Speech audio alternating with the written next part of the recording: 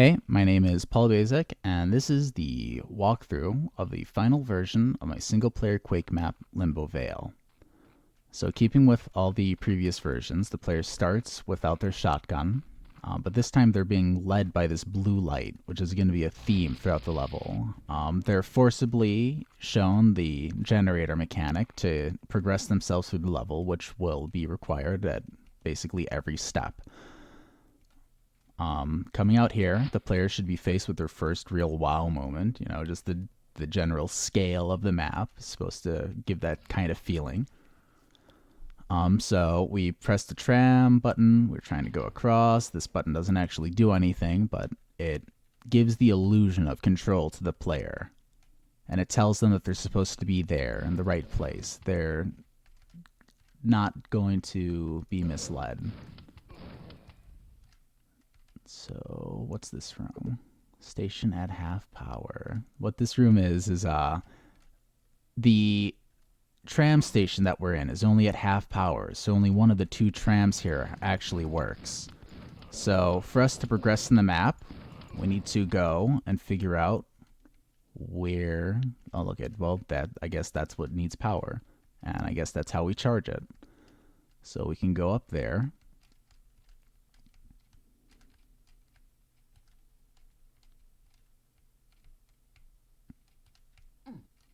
Now, there's two ways to go up there. Either we can go in through the bar, or we can go in through here. And going in through this way is more exciting, so let's go with that for now. So we take out that guy, we grab some armor, or alternatively, we go up here for a secret. We can grab better armor. So, now we're up here. We can be ambushed from above. Oh, by this grenade launcher guy. If you're not prepared for it, they can do some massive damage. All of these enemies can do massive damage if you're not ready for them. That's why they're not very plentiful. So that's actually all that's required to progress to the end of the map, based on this section of the map. But we can explore and see what else this has to offer. So going back through, we can find a variety of power-up options that can make the gameplay generally easier for the player. So first, we find this key. What's this key do? It opens up this shop, which just basically every few minutes will restock these dispensers for the player so that they can just, come in here and stock up on everything. It's just a fun interaction. It doesn't give them too much, but it does give them enough if they wind up running out of resources. So that's the official way to continue, but unofficially, we can go this way and pick up this grenade launcher. So now we have a way to defend ourselves against the zombies. Alright, so now continuing through. We're about to be ambushed here.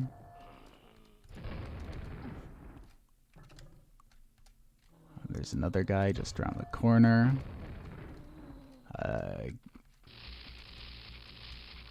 We see another one of these generators here. Not necessarily extremely obvious what this one does. Well, there we go. Now it's a little bit more obvious. That one charges the right side door to the church. That can't actually be entered by the player, but it opens up an entrance to a weapon that the player couldn't otherwise get. It gives them access to the rocket launcher. So then we go this way. If you have the golden key, this vault opens, and inside there is a quad damage and a demon. You can jump around the demon to get the quad damage, take him out, and now you can go out here, and you finally have what it's needed to take care of these zombies with ease.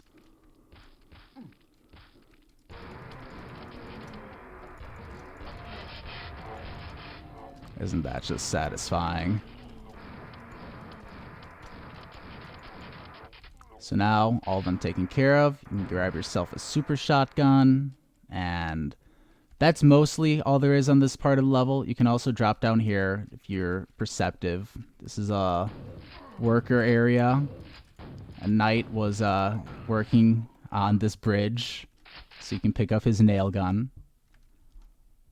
And then you make your way back up.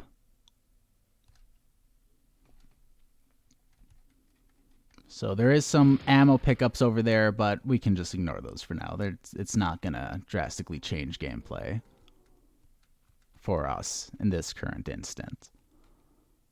So now we walk this way. How do we get over there? I guess we haven't been up there yet. It's another button. We push it. Look at that. The tram moves. If you try and go here sooner than that, the tram won't move at all, and it'll tell you that the station requires more power. You can either go up top like this or on the bottom of the tram. Either one's perfectly fine. So now we have a knight here, and this hallway is going to have a knight in each one of these sort of gaps here. And once you kill one knight, it activates the next one to come out and try to attack you. So now you're led all the way down here. You might try and go this way. It doesn't open. Try and go this way. It doesn't open.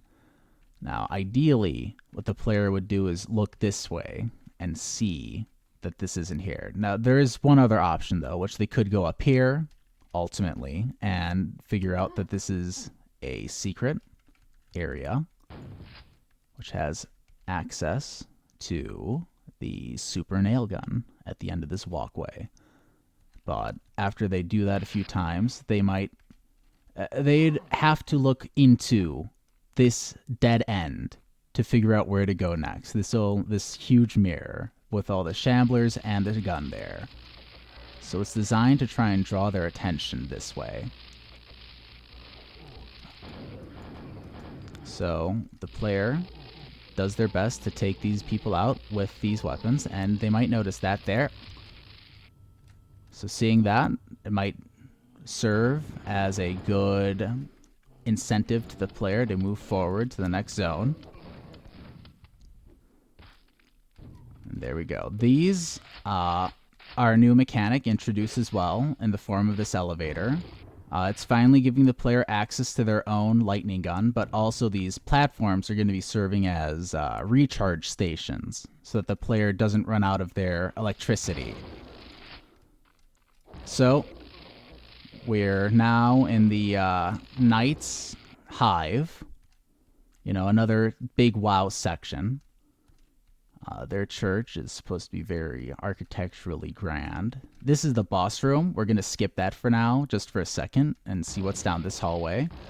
And so this is the optional door that gets opened from the bar, or from the bank. So you go out here, you walk this way, and you're able to find a rocket launcher. It doesn't really change much, you already have the strongest weapon in the game, in my opinion, but it's fun, so, why not? We go this way. We have another recharge station, and then, oh, look at that. Wait, what's that sound? Okay, oh, all right, brutal. Any others? I don't see any others. Okay. So yeah, the point of this room is to bring together. It's to bring together the mechanics of all of them, actually. It brings together the variety of enemies that are throughout this map. It brings together the exploding wall mechanics, and the exploding wall mechanics are activated by using your newfound lightning gun to activate the generators, as has already been done throughout this entire map. So now we go over here, we activate the last one, take out these guys, and then in the center, a shambler spawns, but we're out of ammo, so, oh god, risky. Let's run up here, because we want to get more of our ammo back. Oh, close. Gotta try and play it safe now. And there we go. The shambler's dead. What does that mean? Whoa. If we look behind us, we'll see that there's now this shimmering rift where there was nothing before. We'll walk this way, and it'll end the level. And And that is my single player Quake map, Limbo Vale.